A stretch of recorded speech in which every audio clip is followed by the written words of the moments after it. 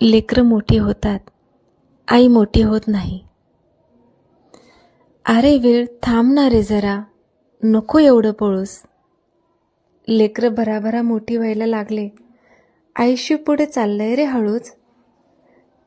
त्यांचे ते बोबडे बोल कितीही गोड वाटतात, सारखे ऐकत बसावे असेच वाटत राहतात. तो पडलेला पसारा पाहिलं की चिडचिड व्हायची. तो पडलेला पसारा पाहिलं की चिडचिड व्हायची. आणि आता घर नीटनीटके राहिलं की लेकरांची आठवण यायची. मम्मी आज खायला हे कर, मम्मी उद्या खायला ते कर, त्यांची रोजची फरमाईश राहायची. आणि आता मुले घरात दिसेनाशी झाली की आपल्यालाच आठवण राहत नाही स्वतःच्या जेवणाची.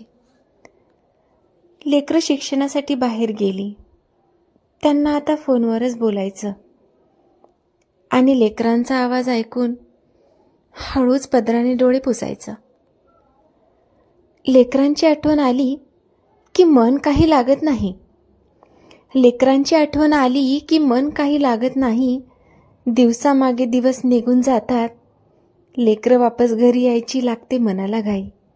लेकरं वापस घरी यायची लागते मनाला घाई.